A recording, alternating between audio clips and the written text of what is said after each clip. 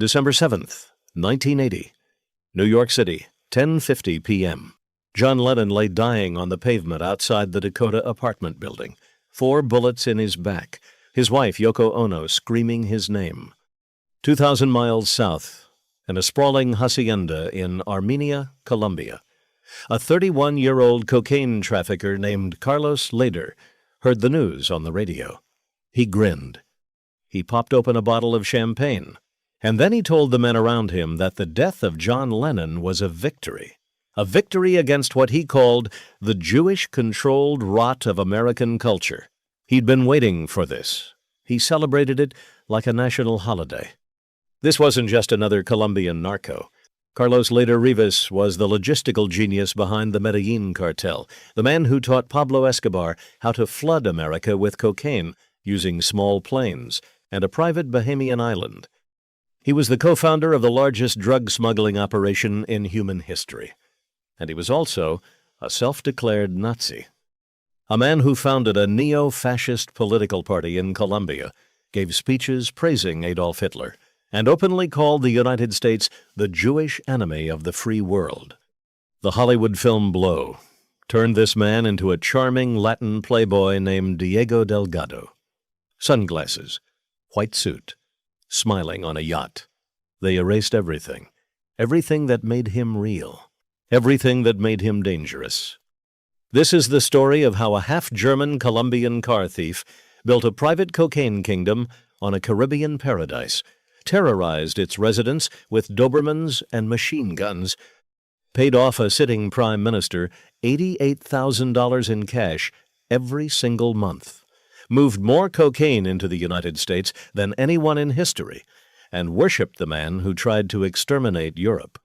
This is the story Blow couldn't tell you, or wouldn't. But here's the part that breaks the entire myth of the movie. The so-called honest American partner, the blue-eyed George Jung, played by Johnny Depp, he flipped too. He testified against Lehder in 1994 to shave a decade off his own sentence. 2 partners, 2 snitches. One film that pretended only the Colombian was the rat. To understand Carlos Lehder, you have to start in Armenia, Colombia, September 7th, 1949. His father, Wilhelm Lehder, was a German engineer who'd emigrated from Germany after World War II. The family always denied any Nazi past, but Wilhelm raised his son on stories of German greatness, German order, German destiny. His mother, Helena Rivas, was a Colombian school teacher. Carlos grew up between 2 worlds, bilingual, restless, smart in a way that made teachers nervous. When his parents divorced, Helena took young Carlos to the United States, Detroit, Michigan. Then New York. He arrived in America as a teenager, already convinced he was different from everyone around him. By the early 1970s, Carlos was running stolen cars across state lines and dealing marijuana out of a Queens apartment. Small stuff, penny ante hustles. In 1973, he was arrested for car theft and shipped to the Federal Correctional Institution in Danbury, Connecticut. He was 24 years old. He thought his life was over. Instead, Danbury became the most important university he'd ever attend, because that's where he met George Jacob Young, a blond, surfer-looking kid from Weymouth, Massachusetts, doing time for moving marijuana from Mexico to California aboard private planes. Young had connections, charm, and a pilot's mind. Lehder had hustle, languages, and Colombian roots. They shared a cell. They shared meals. They shared a vision. For 2 years, they sat in a federal prison and built, on paper, the business model that would later flood America with cocaine. Young explained how he flew weed in Cessnas across the Sierra Madre. Lehder asked the question that changed everything. What if it wasn't weed? What if it was cocaine? Light, compact, worth 50 times more per pound. And what if we used American-style logistics? Hubs, spokes, Bahamian transit points. Lehder wasn't dreaming. He was drafting. He got out in 1976. Jung followed a few months later. They went straight back to work. Within a year, they were flying suitcases of pure Colombian cocaine into small airstrips in Florida and Georgia, returning with duffel bags of American cash. The first shipment netted them around $250,000. The second, $500,000. By 1978, Lehder was clearing close to $10 million a year. He was 29 years old. He decided he wanted his own island. He found it in the Bahamas. Norman's Cay, a 2.5-mile sliver of white sand and palm trees about 210 miles southeast of Miami. There was a marina. There was a yacht club. There was a small community of wealthy American and Canadian retirees who'd built vacation homes there. And critically, there was a 3,000-foot paved airstrip. Lehder saw the future. A private refueling and transshipment hub right between Colombia and the Florida coast. No customs, no Coast Guard, no questions. He started buying property in 1978, lot by lot, house by house. He paid in cash, and he paid above market. But the residents who didn't want to sell, that's where the real Carlos Lehder showed up, the one Blow never put on screen. He brought in armed Colombian guards, men with machine guns patrolling the beaches. He brought in Dobermans that ran loose through the palms. He installed a radar tower. He installed anti-aircraft guns. According to multiple residents who later testified before the United States Senate and to the DEA, his men raped a Bahamian woman who worked on the island. They beat a retired American executive named Richard Novak. They fired warning shots over the bows of sailboats that drifted too close. One vacationing family found a dead body floating face down in the marina. The message was clear: sell or stay and find out. By 1980, almost every legitimate resident was gone. Norman's Cay was Carlos Lehder's private kingdom. He'd built a mansion he called Volcano. He kept a Rolls-Royce on an island with no public roads. He flew in prostitutes from Medellin. He hosted Pablo Escobar, Jorge Ochoa, and the entire founding leadership of what would soon be called the Medellin cartel. You have to understand how the operation actually worked, because this is where Lehder made his fortune. Cocaine left clandestine labs in the Colombian jungle, was driven to small airstrips, and loaded onto twin-engine Cessnas. Those planes flew north to Norman's Cay. There the cocaine was offloaded, broken into smaller loads, and transferred to even smaller planes. Beechcraft Barons, Piper Senecas. Those smaller planes then made the short 200-mile hop into Florida, dropping bundles into the Everglades, onto private airstrips in Georgia, or landing on remote county roads in the middle of the night. Ground crews loaded the cocaine into station wagons and drove it to Miami, Atlanta, and beyond. At its peak, the operation moved between 3 and 4 tons of cocaine into the United States every single month. At wholesale prices in 1980, that was around $200 million in product per month. Lehder personally took a cut on every kilo that touched his island. The DEA later estimated his personal fortune at somewhere between $2 and $3 billion. He paid for the protection, too. Every 22nd of the month, a Cessna landed in Nassau carrying a briefcase. Inside was $88,000 in American cash. The recipient, according to sworn testimony from Lehder's own pilots and former Bahamian officials, was Sir Lyndon Pindling, the sitting Prime Minister of the Bahamas.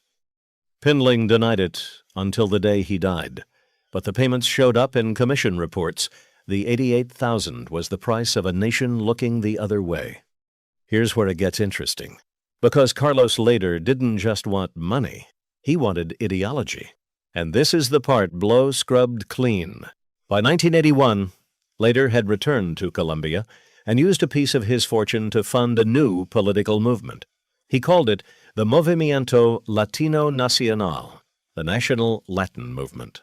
It was openly fascist. He published a newspaper called Quindio Libre that ran editorials praising Adolf Hitler, attacking Jews, and calling the extradition treaty between Colombia and the United States a tool of what he termed Zionist imperialism. He gave speeches in town squares in the Quindio region wearing military-style fatigues. He called himself an anti-imperialist nationalist. He told reporters from the Bogotá newspaper El Tiempo, on the record, that Adolf Hitler was a great warrior. He told a German journalist that John Lennon was, in his words, a degenerate enemy of European civilization, and that Lennon's murder in December of 1980 was, quote, a small justice. He used cocaine money to build community centers in poor neighborhoods. He handed out cash on street corners. He branded himself as a Robin Hood. Some Colombians believed him. Most were terrified of him. By 1983, the Colombian government had enough. Lehder's name appeared on the first extradition request the United States ever filed under the new treaty. He went into hiding. For 4 years, Carlos Lehder ran. He hid in jungle compounds, in small Colombian villages, in safe houses funded by the same cartel that was beginning to see him as a liability. Pablo Escobar himself was reportedly tired of Lehder's drinking, his cocaine use, his Nazi speeches, and his erratic behavior. Some accounts claim Escobar gave up Lehder's location to Colombian authorities. The accounts vary on this. What's documented is that on February 4th, 1987, Colombian police raided a remote farmhouse near Guarne, in the mountains outside Medellin. Lehder was there. He was barefoot. He was unarmed. He surrendered without firing a shot. 48 hours later, he was on a plane to the United States. He was the first major Colombian narco ever extradited under the new treaty. The Reagan administration treated it like a moonshot victory. They flew him to Jacksonville, Florida, where a federal grand jury had already indicted him on 11 counts of cocaine trafficking and conspiracy. The trial began in November 1987. It lasted 7.5 months. Prosecutors called witness after witness, former pilots, former bodyguards, a Bahamian banker. And, in a development that destroys the entire premise of the Hollywood movie, George Jung himself eventually became a cooperating witness for the United States government. Not in this first trial, but later, when Lehder appealed. The man Blow, portrayed as the noble American partner, sat in a federal witness chair and helped the DEA bury his old cellmate. The evidence presented in 1987 was staggering. Pilots described loading 3.3 tons of cocaine onto a single shipment bound for Florida. Bookkeepers described laundering hundreds of millions of dollars through Bahamian and Panamanian banks. Witnesses described the Dobermans on Norman's Cay, the machine gun towers, the disappearances. One pilot testified that Lehder once forced a man to dig his own grave at gunpoint for the crime of skimming $20,000 off a shipment. On May 19, 1988, the jury returned its verdict, guilty on all 11 counts. The judge sentenced Carlos Lehder to life in prison without the possibility of parole, plus an additional 135 years. It was, at the time, the longest sentence ever handed down to a drug trafficker in American history. Lehder was 38 years old. He was supposed to die in a federal cell. He didn't, because Carlos Lehder had one more move. And it was the same move every wise guy makes. When the walls close in, he flipped. In 1991, the United States government put Panamanian dictator Manuel Noriega on trial in Miami. Noriega had taken cartel money for years, allowing cocaine shipments to transit through Panama in exchange for millions in bribes. The prosecution needed an insider, someone who'd been in the room, someone who'd handed Noriega the cash. Lehder raised his hand from his federal cell. He offered a deal, full cooperation, in exchange for a sentence reduction. He took the stand against Noriega in November 1991.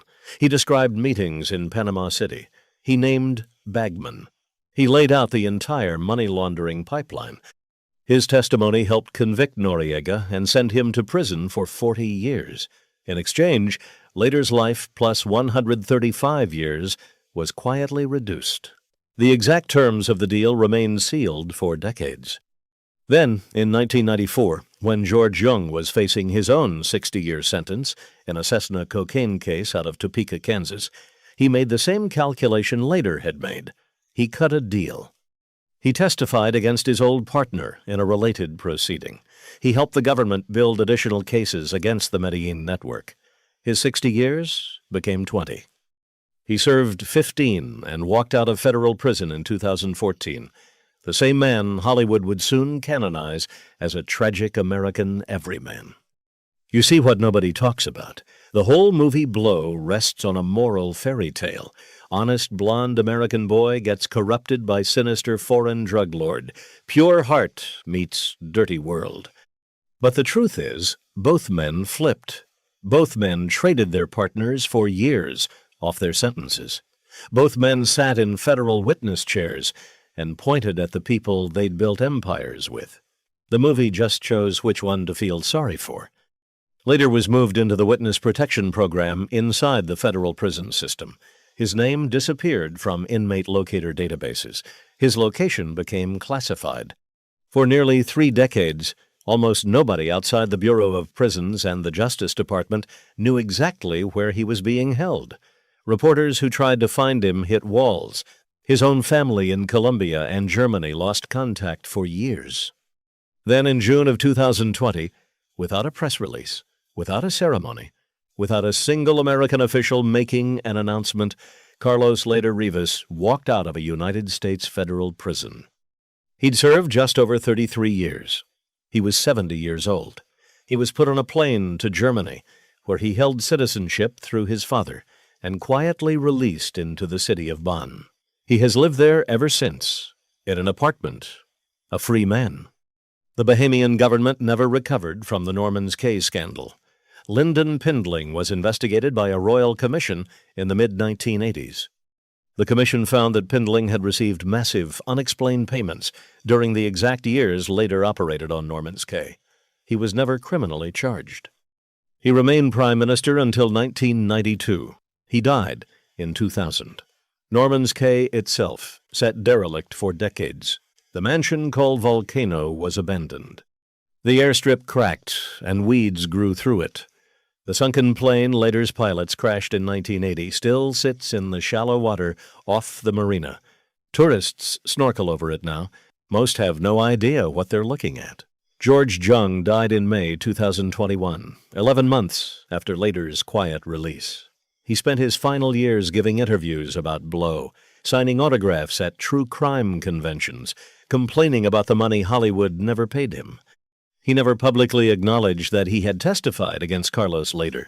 The movie remained his official biography in the public mind. The court records told a different story, but court records don't sell tickets. Pablo Escobar was shot dead on a Medellin rooftop in December 1993. Jorge Ochoa surrendered and served a short Colombian sentence. The Medellin cartel, as Lehder built it, ceased to exist by the mid-1990s. Replaced by the Cali cartel, then by the Mexican cartels, then by the fractured networks that exist today. But the model Lehder invented in a Danbury prison cell in 1974 never went away. Hubs, spokes, small planes, Caribbean transit points, bribed officials in poor nations. Every cocaine network operating in the Western Hemisphere today is still using a variation of the Carlos Lehder blueprint. And here's the part that should bother you. The American film industry took the most ideologically dangerous narco of the 20th century, a man who funded a Nazi political party, a man who celebrated the murder of John Lennon, a man who terrorized a Caribbean island with Dobermans and machine guns, and turned him into a smiling, supporting character in a redemption arc about a white American surfer. They erased the swastikas. They erased the Hitler speeches. They erased the rapes on Norman's Cay. They erased the rigid math of the $88,000 a month. They erased the fact that George Jung snitched just as fast and just as hard as the Colombian he was pretending to be better than. That's the real story of Carlos Lehder. Not the playboy in the white suit, the fascist with the Cessna. The man who learned American capitalism in a Connecticut prison and used it to launch a private war against the very country that taught him 3 decades in federal custody. A quiet flight to Germany, an apartment in Bonn, a free man at 70, while the island he ruined still sits empty in the Caribbean sun, and the song John Lennon was writing the week he died will never be finished. 2 partners, 2 snitches, one movie that lied about both of them. If you found this story useful, hit subscribe. We drop a new organized crime documentary every week. And tell us in the comments, which Hollywood mob or narco film got the real story most wrong? We're reading every reply.